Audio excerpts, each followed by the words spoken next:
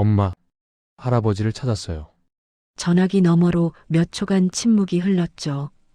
그리고 영희의 차가운 목소리가 들려왔습니다. 무슨 소리야? 할아버지는 돌아가셨잖아. 아니에요, 엄마. 병원에 계세요. 박철수 맞죠? 우리 할아버지. 영희는 전화기를 꽉 쥔 채 한참을 말이 없었습니다. 그 사람이 살아있다고? 목소리에는 분노와 당황스러움이 뒤섞여 있었어요. 영희가 왜 떨리는 전화 목소리를 하였는지 무엇일까요? 사연이 궁금하시면 구독과 좋아요를 꼭 눌러주세요. 우리들의 일상이 이야기가 되는 사연 라디오입니다. 사연을 계속하겠습니다. 한겨울 오후 2시 칼바람이 매섭게 불어오는 골목길이었습니다. 택배기사 박준호는 트럭 문을 열고 마지막 배송 상자를 꺼내려는 순간 길 모퉁이에 쓰러져 있는 노인을 발견했죠. 노인은 얼굴이 새하얗게 질린 채 축 늘어져 있었고 지나가는 사람들은 힐끗 쳐다보기만 할 뿐 그냥 지나쳤습니다. 준호는 급히 노인에게 달려가 어깨를 흔들었어요. 할아버지, 할아버지, 정신 차리세요. 맥박을 짚어보니 약하게나마 뛰고 있었습니다. 준호는 떨리는 손으로 휴대폰을 꺼내 119에 전화를 걸었죠. 자신의 두꺼운 패딩 점퍼를 벗어 노인의 몸에 덮어주고 트럭에서 핫팩을 꺼내 노인의 손에 쥐어주었습니다. 노인의 손은 얼음장처럼 차가웠고 입술은 파랗게 질려 있었어요. 할아버지, 조금만 버티세요. 곧 구급차 올 거예요. 10분쯤 지나 구급차가 도착했고 응급구조사들이 노인을 들것에 실었습니다. 준호는 배송을 멈추고 구급차에 함께 올라탔죠. 병원 응급실에 도착하자 의사가 노인을 진찰하더니 심각한 표정을 지었습니다. 보호자분이세요? 환자분이 심한 저체온증에 영양실조까지 있습니다. 그리고 의사는 잠시 말을 멈추더니 조심스럽게 입을 열었어요. 말기 암 환자로 보입니다. 상태가 매우 좋지 않아요. 준호는 깜짝 놀라 고개를 저었습니다. 아니요, 저는 그냥 지나가다가 쓰러진 분을 발견해서요. 1시간쯤 지나 노인이 천천히 눈을 떴습니다. 준호는 침대 옆으로 다가가 물 한 컵을 건넸죠. 할아버지, 정신 차리셨어요? 가족분들 연락처 아세요? 노인은 초점 없는 눈으로 준호의 얼굴을 바라보더니 갑자기 떨리는 손을 뻗어 준호의 손을 꽉 붙잡았습니다. 호야? 준호는 깜짝 놀라 노인을 쳐다봤어요. 네, 어떻게 제 이름을 아세요? 노인은 대답 대신 눈물을 흘리며 준호의 얼굴을 한참 동안 바라봤습니다. 그리고 다시 힘없이 눈을 감아버렸죠. 준호는 이상한 느낌이 들어 간호사에게 노인의 신원을 확인해 달라고 부탁했습니다. 간호사가 노인의 낡은 지갑에서 주민등록증을 꺼내 보여주었어요. 박철수? 이분 성함이 박철수시네요. 준호는 그 이름을 듣는 순간 온몸이 얼어붙었습니다. 박철수? 그건 30년 전 세상을 떠난 줄로만 알았던 친할아버지의 이름이었으니까요. 준호는 떨리는 손으로 어머니 영희에게 전화를 걸었습니다. 엄마, 지금 할아버지를 찾았어요. 전화기 너머로 몇 초간 침묵이 흘렀죠. 그리고 영희의 차가운 목소리가 들려왔습니다. 무슨 소리야? 할아버지는 돌아가셨잖아. 아니에요, 엄마. 병원에 계세요. 박철수 맞죠? 우리 할아버지. 영희는 전화기를 꽉 쥔 채 한참을 말이 없었습니다. 그 사람이 살아있다고? 목소리에는 분노와 당황스러움이 뒤섞여 있었어요. 30분 후 영희가 병원에 도착했습니다. 병실 문 앞에 선 영희는 손잡이를 잡았다 놓기를 여러 번 반복했죠. 준호가 조심스럽게 문을 열어주었고 영희는 천천히 안으로 들어갔습니다. 침대에 누워있는 노인, 아니, 아버지 박철수의 모습이 눈에 들어왔어요.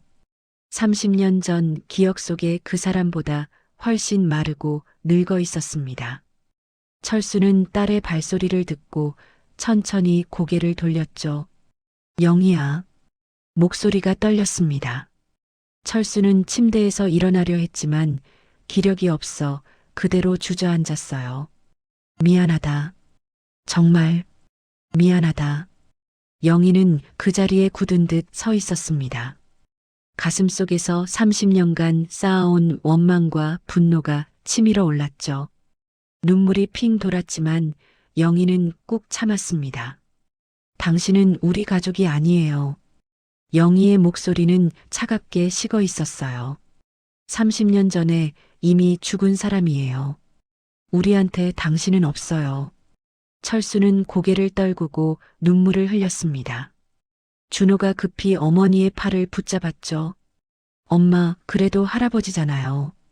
그렇게 말씀하시면 영희는 준호의 손을 뿌리쳤습니다. 넌 몰라, 준호야. 그 사람이 우리한테 뭘 했는지 넌 절대 몰라. 그때 병실 문이 열리며 사회복지사 박수진이 들어왔어요. 수진은 상황을 파악하고는 조심스럽게 입을 열었습니다. 어머님, 제가 박철수 어르신을 담당하고 있는 복지사입니다.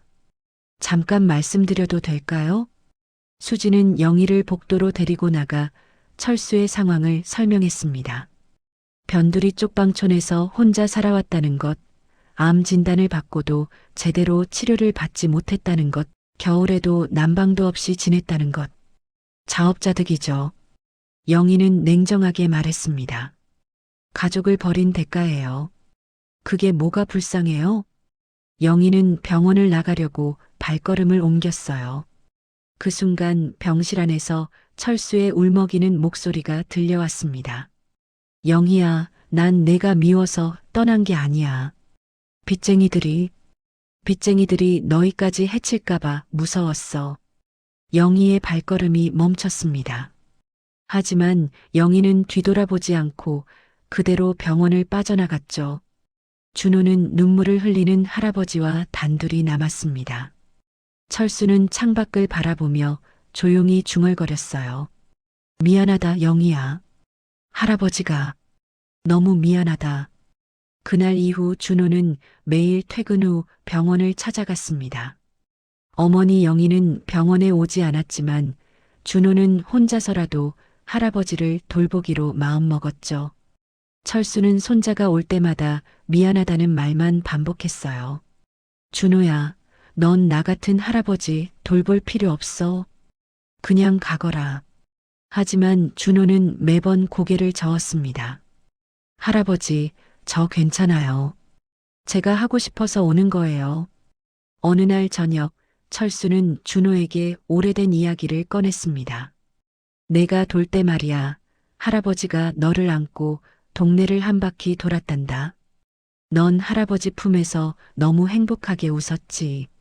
준호는 그 기억이 나지 않았지만 할아버지의 이야기를 들으며 조금씩 마음이 열렸어요. 철수는 30년 전 이야기도 조금씩 꺼냈습니다. 사업이 망하고 빚쟁이들이 집까지 찾아왔던 일, 그들이 영희와 어린 준호를 위협했던 일. 그때 내가 사라지지 않으면 너희가 위험할 것 같았어. 그래서 도망친 거야. 준호는 할아버지의 손을 꽉 잡았습니다. 같은 시각 영희는 병원 앞까지 왔다가 유리창 너머로 준호와 철수가 이야기하는 모습을 지켜봤어요. 두 사람은 웃고 있었습니다. 영희는 가슴이 먹먹해지는 걸 느끼며 발걸음을 돌렸죠. 집에 돌아온 준호를 보자 영희는 따끔하게 물었습니다. 준호야, 그 사람 병원비 내가 내는 거야? 준호는 잠시 망설이다가 고개를 끄덕였어요. 네, 엄마. 제가 번 돈으로 쓰는 건데 상관없죠? 영희의 목소리가 높아졌습니다. 상관없긴. 넌 그 사람이 뭘 했는지 몰라서 그래. 영희는 30년 전 그날의 이야기를 쏟아내기 시작했어요. 철수가 사업에 실패하고 빚쟁이들이 집에 몰려왔던 일, 그들이 가구를 부수고 영희를 위협했던 일, 겨우 4살이던 준호가 공포에 떨며 울었던 일. 그 사람은 우리를 지키지 못했어.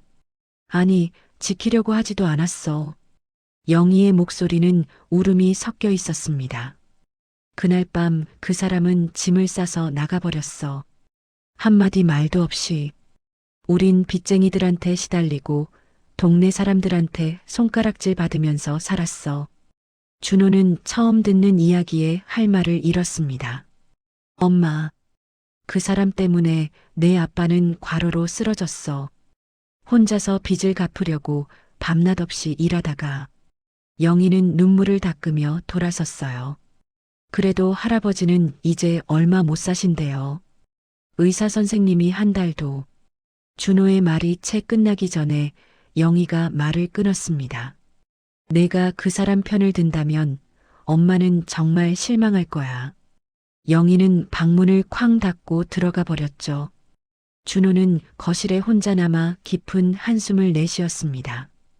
다음 날 저녁 준호가 병원에 가자 낯선 할머니 한 분이 철수의 병실 앞에 서 있었습니다.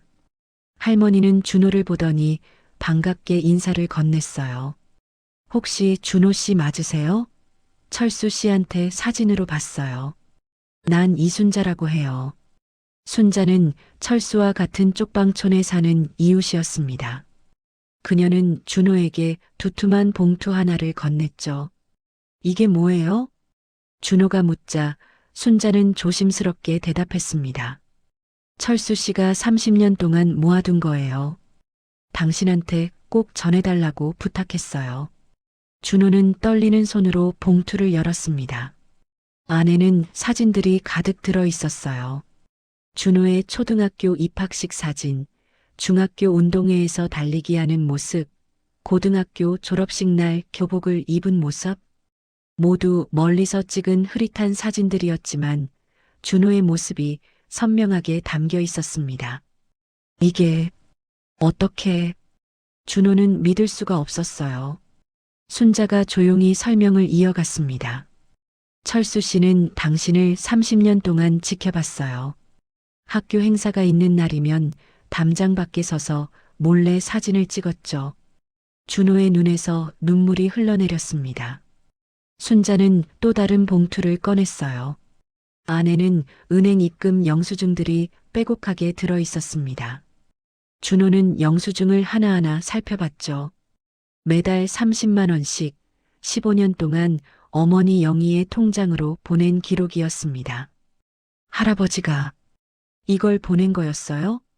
준호는 어머니가 15년 전부터 누군가 보내준 돈 덕분에 생활이 조금 나아졌다고 말했던 게 기억났어요. 어머니는 그 돈이 교회 신도분이 보낸 거라고 생각했었죠.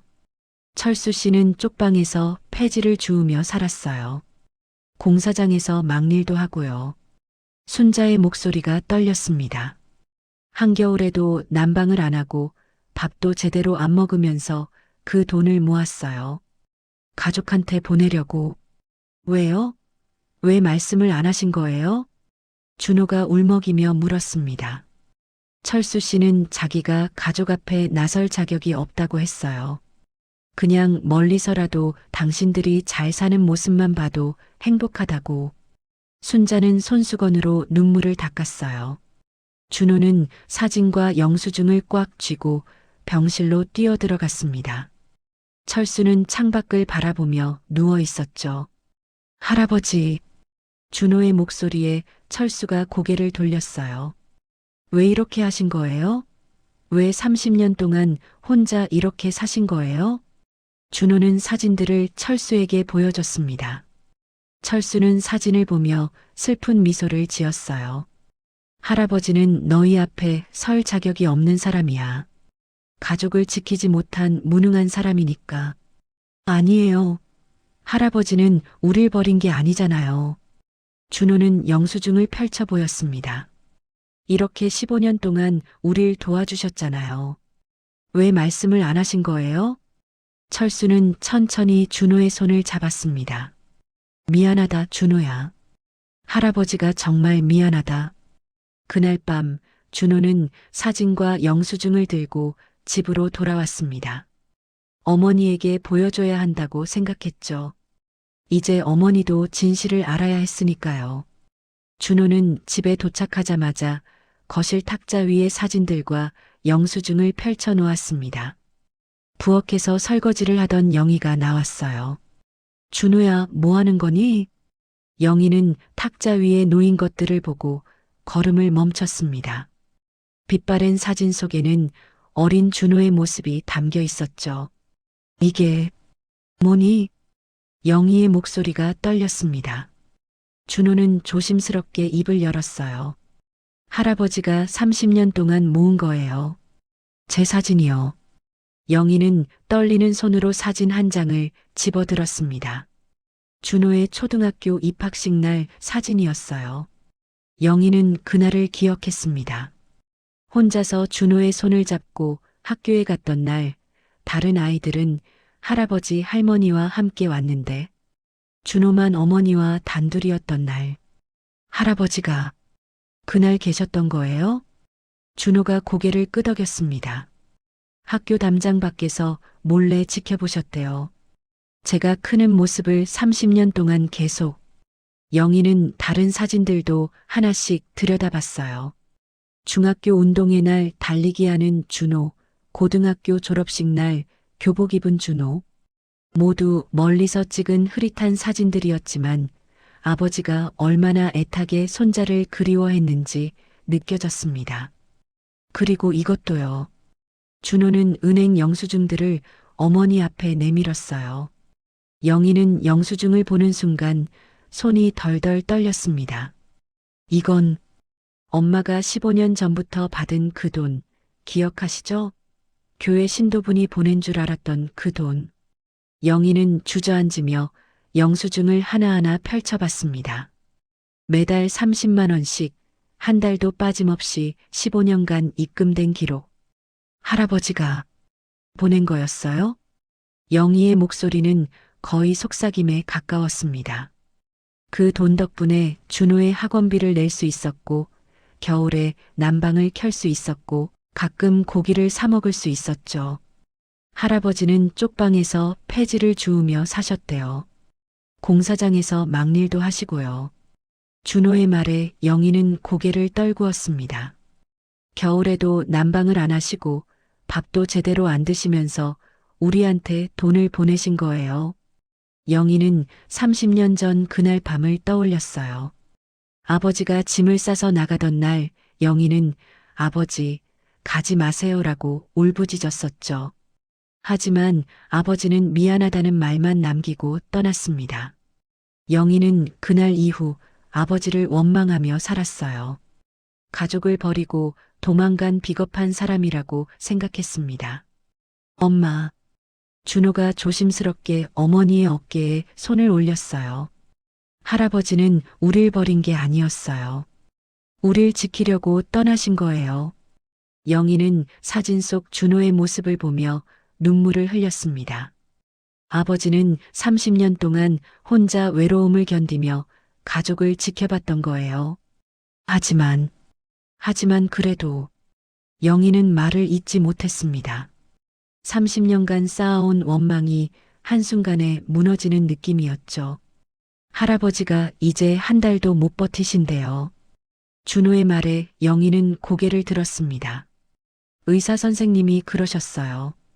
암이 너무 많이 퍼져서. 영희는 사진을 꽉 쥐고 한참을 울었어요. 젊은 시절 자신을 업어주던 아버지의 따뜻한 등, 힘들 때마다 토닥여주던 아버지의 손길이 떠올랐습니다. 한참을 그렇게 있다가 영희는 천천히 일어섰어요. 병원 가자. 준호는 어머니의 손을 잡았습니다. 그리고 두 사람은 밤늦은 시간에 함께 병원으로 향했죠. 병원 복도는 고요했습니다. 영희와 준호는 철수의 병실 문 앞에 나란히 섰어요. 영희는 문손잡이를 잡았다가 놓기를 여러 번 반복했습니다. 준호가 어머니의 손을 꽉 잡아주었죠. 엄마, 괜찮아요. 영희는 깊게 숨을 들이쉬고 천천히 문을 열었습니다. 철수는 창밖을 바라보며 누워 있었어요. 영희의 발소리를 듣고 철수가 고개를 돌렸습니다. 두 사람의 눈이 마주쳤죠. 철수는 믿을 수 없다는 표정으로 영희를 바라봤어요. 영희야, 내가 왜? 영희는 침대 옆 의자에 천천히 앉았습니다. 한참을 침묵이 흘렀어요. 영희는 떨리는 목소리로 입을 열었습니다. 왜 아무 말도 없이 떠나셨어요? 철수는 딸의 얼굴을 제대로 쳐다보지 못했습니다. 그때 빚쟁이들이 너희까지 해칠까봐 무서웠어. 내가 사라지면 너희를 찾지 않을 거라고 생각했지. 그래도 연락 한 번은 할 수 있었잖아요. 영희의 눈에서 눈물이 흘러내렸어요. 30년 동안 우릴 혼자 두고 철수도 눈물을 흘렸습니다. 연락하고 싶었어. 매일매일 너희 생각을 했어. 하지만 난 가족을 지킬 능력도 없는 한심한 아버지였어. 영희는 가방에서 은행 영수증을 꺼내 철수에게 보였습니다. 이게 아버지가 보낸 거였어요? 철수는 고개를 끄덕였어요. 미안해. 더 많이 보내지 못해서. 쪽방에서 폐지 줍고 공사판에서 막일하며 모은 돈이야. 왜 말씀을 안 하셨어요? 왜 혼자 그렇게 힘들게 사셨어요? 영희의 목소리가 떨렸습니다. 철수는 영희의 손을 잡으려 했지만 주저했어요. 영희가 먼저 아버지의 마른 손을 꽉 잡았습니다. 아버지. 그 한마디에 철수는 와락 울음을 터뜨렸습니다. 영희야, 미안하다. 정말 미안하다. 아버지도 많이 힘드셨죠? 영희는 아버지의 손을 어루만졌어요. 손등에는 거친 굳은 살이 박혀 있었고 손가락은 동상으로 일그러져 있었습니다. 30년간 홀로 견딘 세월의 흔적이었죠. 준호가 사진 보여줬어요. 30년 동안 준호를 지켜봐 주신 거. 철수는 준호를 바라보며 미소 지었습니다. 내 손자가 이렇게 훌륭하게 자라줘서 고마웠어. 영희는 어린 시절 기억을 떠올렸어요. 아버지가 자신을 업고 동네를 산책하던 일 힘들 때마다 등을 토닥여주던 아버지의 따뜻한 손길. 아버지, 저도 미안해요. 영희가 조용히 말했습니다. 30년 동안 아버지를 원망만 했어요. 아버지가 얼마나 힘드셨을지 생각도 안 했어요. 철수는 고개를 저었습니다. 아니야. 내가 날 원망한 건 당연해. 다 내 잘못이야. 영희는 아버지의 손을 두 손으로 감싸 쥐었어요. 이제라도 찾아서 다행이에요. 철수는 딸의 얼굴을 한참 바라봤습니다. 영희야, 용서해줘서 고맙다. 정말 고맙다. 준호는 병실 한쪽에서 그 모습을 지켜보며 조용히 눈물을 닦았습니다. 30년 만에 가족이 다시 하나가 되는 순간이었죠. 철수는 영희와 준호를 번갈아 바라보며 행복한 미소를 지었어요. 그 미소는 30년간 그가 지어본 적 없는 진심으로 행복한 미소였습니다. 다음 날 아침 영희는 일찍 병원을 찾아갔습니다. 손에는 보온 도시락이 들려 있었어요. 병실 문을 열자 철수는 이미 눈을 뜨고 있었습니다. 아버지, 주무셨어요? 영희의 목소리에 철수는 놀란 표정을 지었죠. 영희야, 벌써 왔니? 아침 드셔야죠. 제가 끓인 미역국이에요. 영희는 도시락을 펼쳐 아버지 앞에 놓았습니다. 철수는 떨리는 손으로 숟가락을 들었어요. 한 입 먹더니 눈물을 흘렸습니다. 30년 전 내가 끓여주던 그 맛 그대로네. 그날부터 영희는 매일 병원을 찾아가 아버지를 돌봤습니다. 준호도 퇴근 후면 어김없이 병원에 왔죠. 어느 날 준호가 철수에게 조심스럽게 물었어요. 할아버지, 우리 집으로 가요. 병원보다 집이 더 편하실 거예요. 철수는 고개를 저었습니다. 아니야, 준호야. 내가 너희한테 짐이 될까봐. 영희가 단호하게 말했어요. 아버지, 이제 우리 가족이에요. 집으로 가시는 거예요. 사흘 후, 철수는 퇴원해 영희와 준호가 사는 작은 아파트로 함께 들어왔습니다. 비록 좁은 집이었지만 가족이 함께 있다는 사실만으로도 따뜻했죠. 순자 할머니도 찾아와 축하해 주었어요. 철수 씨, 이제 가족 곁에서 편히 지내세요. 철수는 거실 소파에 앉아 집안을 둘러봤습니다.